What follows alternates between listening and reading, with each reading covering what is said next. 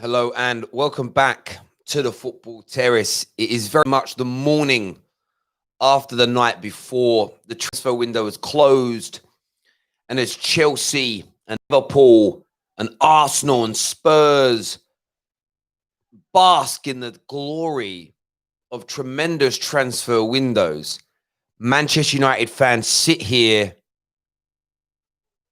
and we lick our wounds. We were strung along, lied to, and completely disrespected by the owners and the board of this football club as the fallout of our failure to land Jadon Sancho becomes more and more apparent. The panic that ensued afterwards, the signing of Edinson Cavani just typifies everything that is wrong with the Glazers. And I mean no disrespect to Edinson Cavani, the man, the player, the person. Summer of 2013, where we looked like we were chasing a crush around. It was completely out of our league. We chased Gareth Bale and Cesc Fabregas for the entirety of that summer, just to end up with Marouane Fellaini at about £10 million above the price we could have got him for a week earlier. It stinks of it. It stinks of the LVG and Jose Mourinho era where we couldn't land our number one targets. So instead of reevaluating, waiting, being patient and being diligent, we quite simply signed a third, fourth or a fifth choice. We told the manager, I know you want a midfielder. We can't get anyone you want. So it's take it or leave it with player A. The consistency of which this board and Ed Woodward and his team throw their managers under buses is absolutely palpable. And this morning, I feel embarrassed. I feel ashamed to be a Manchester United fan because of the way we behave. Not signing Jadon Sancho is fine. The way we went about that deal, big video coming out about that later on today, that's the embarrassing bit. And now we have given Edinson Cavani the number 7 shirt. This shirt is iconic and historic at my football club. It has been worn by some of the greatest players to ever walk the planet, let alone play for Manchester United. To ever walk the planet. And since Cristiano Ronaldo left our club in 2009 was a long time ago. I hadn't been married. I didn't have children. I had no money. I had hair. I had no belly. It didn't hurt. Do you know what? When the last time we had a good number 7 at Man United, I could get out of a chair without it hurting. I was an adolescent. I was a young man going to Ibiza, going to Marbs, worrying about my six-pack, wondering how I was going to pay my car insurance. The last time we had a good number 7 at Manchester United Football Club. The last time somebody had the ability, the want, the panaz, the charisma, the confidence to wear the number 7 shirt. And we've just given it out to an injury-prone 33-year-old on a one-year deal with some kind of makeshift, some sort of, do you know what? We haven't managed to land Jadon Sancho. We couldn't land him from the 10th of August. We briefed the media that it was fine and it was going to happen. How can we make the Man United fans feel better? I know. We'll give Edinson Cavani, who, by the way, is the third, fourth choice striker at the club. He's the replacement for Igalo. He's now the number 7. And listen, he might come in and score some goals for us. He might come in and do very well in the next year. And I actually hope he does. I don't want Cavani to fail. I want him to prove everybody wrong and be brilliant. But at the end of the day, to give him that number 7 shirt is the cherry on top of the icing, on top of the cake, which was this shit show of a summer transfer window. It's such a bad transfer window that Man United fans are left so disappointed, disheartened, angry and sad this morning that signings of two of the best players in their positions in the world, in Donny van de Beek and Alex Telles, are being disregarded. And we picked them up for 50 million quid. That's really good business. How can we go from Telles and Donny van de Beek for 50 mil to failing so epically for Jadon Sancho and buying Cavani and giving him the number 7 shirt? Those two things make no sense. The two young lads we signed yesterday, brilliant. I'm really excited. Why didn't you just buy them 2 or 3 weeks ago, buy Tellers, buy Van der Beek, and say, this is what we're looking to do? We don't want to spend huge amounts of money. We want to buy these superstars before they're superstars and develop them. I'm down with that. But do it earlier. You mugged us off like something chronic, mate.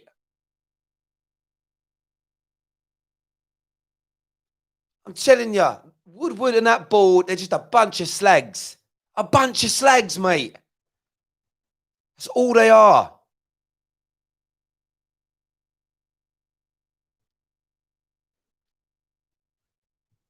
We're going to do a video later on today looking at the Jadon Sancho debacle in a whole, because it's all coming out now what went wrong. But Edinson Cavani, I wish you all the best at Manchester United. I wish every single Manchester United player the best. But this, giving him that number 7 shirt is just embarrassing. Woodward, do you think we're stupid? Do you think we're stupid? Do you really think that was going to make us feel better? Did you really think that was going to make us go, wow, we've got... Idiot, bruv. Idiot.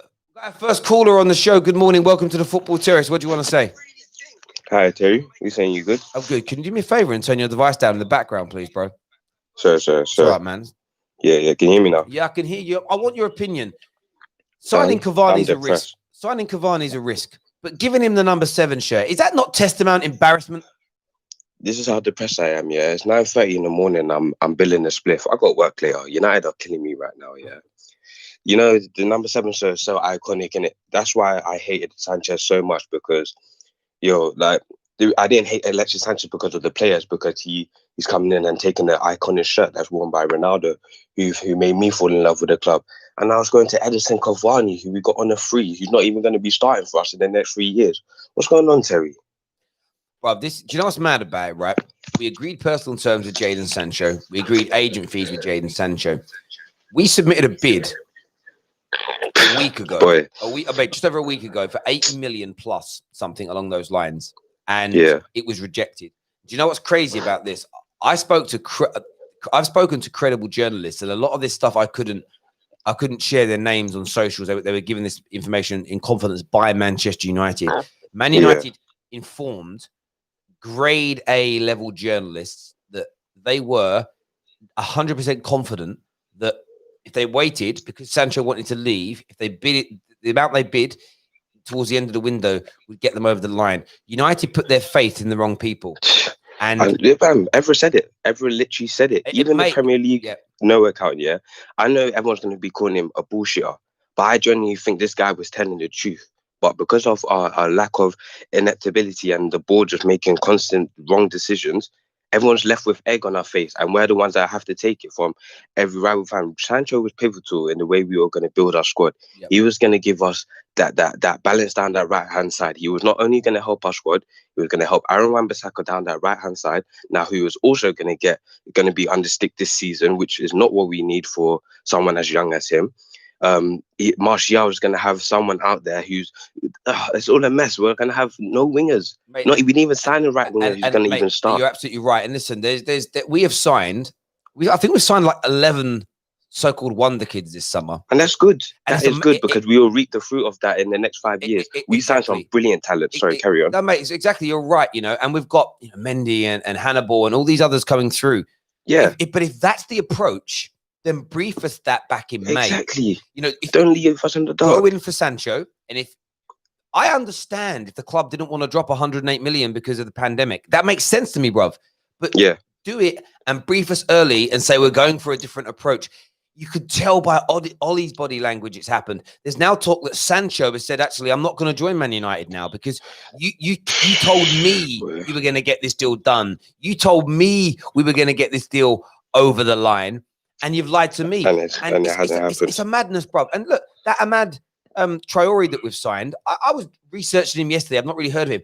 This kid looks amazing. And for us to drop 30 mil, well, 20 plus 20 million euros for a player that young, it tells you we're confident. Then go with that as our approach. But it's again, this is the Glazers for me, right, bruv? This is why I'm angry. And I don't smoke, but if I was with you, bruv, I'd just join in 100%. Because that's how I feel, my bro. It's peak out here, I'm telling you.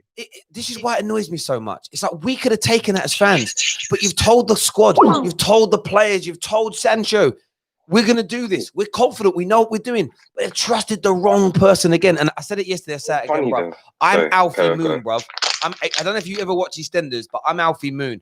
And I've taken Kat Slater back for the last time, and she's cheated on me again. I ain't doing it anymore. It's done. It's over. I got nothing left, bruv. I've got nothing left for the way this club has treated us, bruv. If they were to say, okay, cool, at the beginning of August when the window started, we're not getting Sancho, cool. We're going to pay above the price for Pumacano because he is a generational talent, yeah? We're going to go get Alex Telles in. We're going to go get Cavani in. We're not going to get a CDM because I believe the CDM that the club want isn't currently available. We would have been cool with that. That shows planning. The fact that they were scrabbling and looking for quick minute last fix, and then in the last day of the transfer window, and then you want to spin it off as if you've done some tactical or a masterclass. We're not stupid here, but then again we are, because everyone's going to forget about it in a couple of weeks. Yeah, everyone's going to go back to blaming Ollie, even though he's not the issue. Everyone's going to go back to blaming the players, even though they're not the issue, because they've clearly proved to us they are not good enough. You know what? So it's just, I don't know what this club is. It's scary for this club, to be honest. Unless Woodward goes, the only way I see this club improving this year is if Ollie gets rid of his backroom stuff, because that's the only way we can come to a middle ground. We can get good football. And that could divert our attention from the bad window we have, because Telles is going to come back into the squad and he's going to have Mike Phelan, this clown, and Kieran McKenna, who's never coaching a European team before. He's never even coaching European football. He's going to have him telling him what to do, bruv. And it doesn't work like that. And you're absolutely right. And this is again, this is how I look at things. Right, there's a pecking order to this. Our coaches, and I love Michael Carrick and Kenneth. It isn't working to the level and degree that we want it to.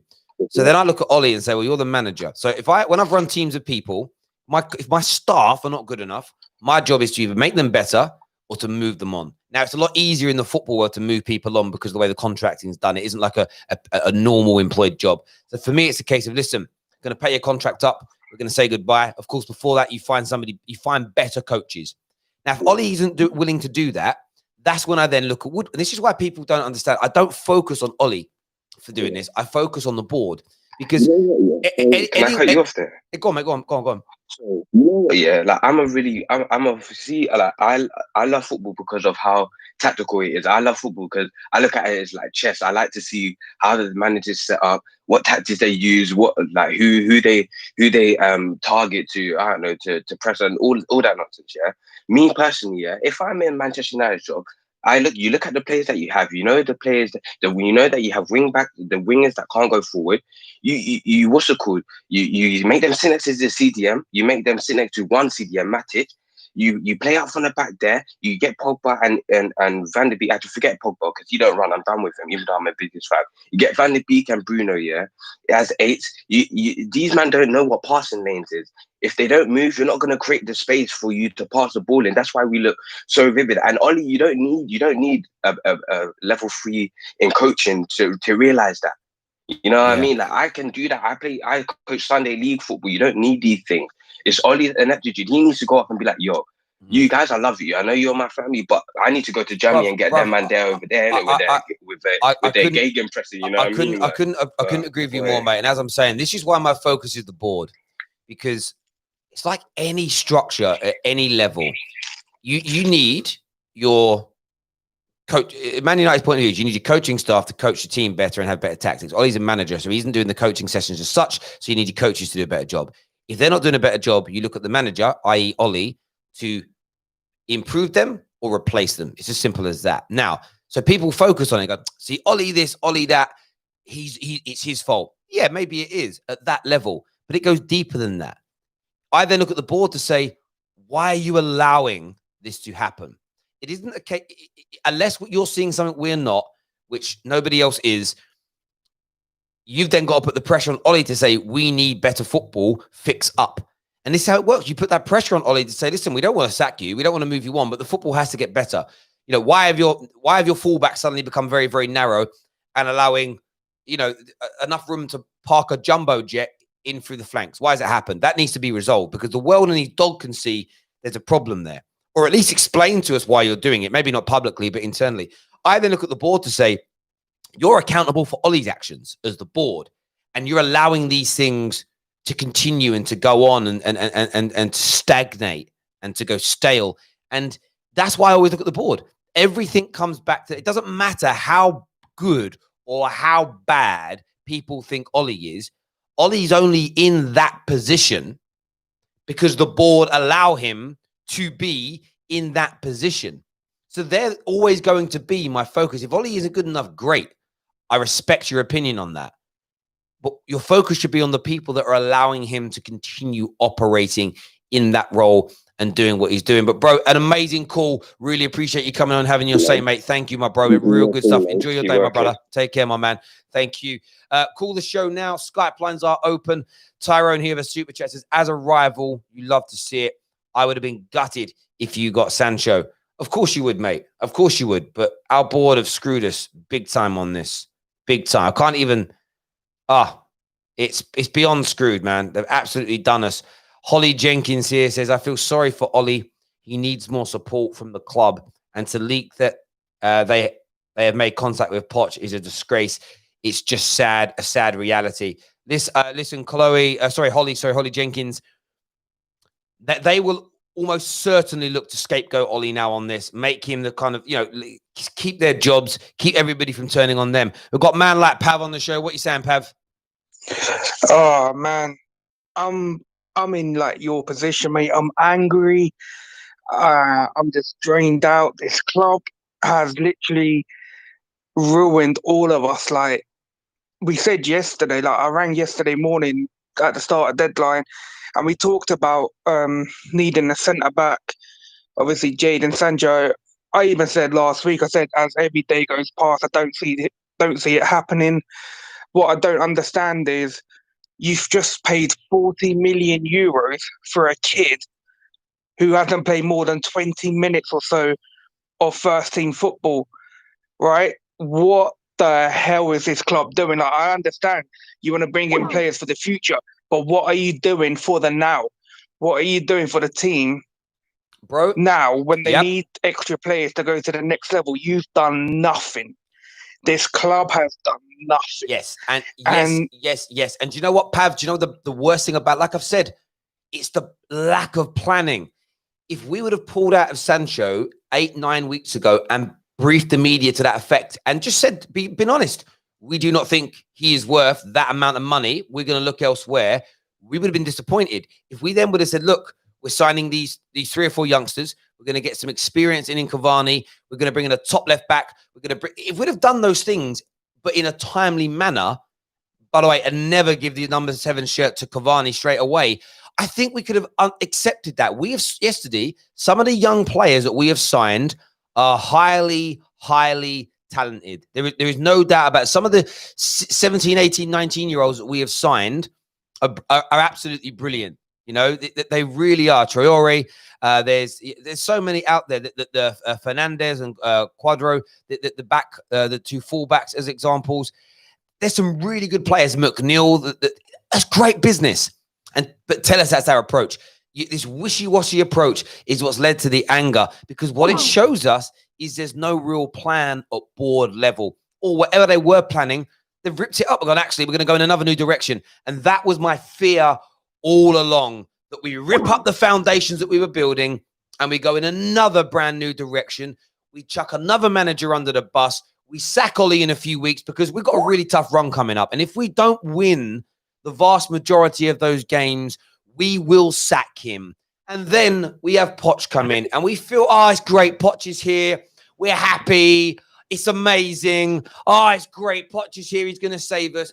And in 18 months' time, we're back here again because the board changed direction. The board throw him under the bus. The same angry fans are attacking the manager.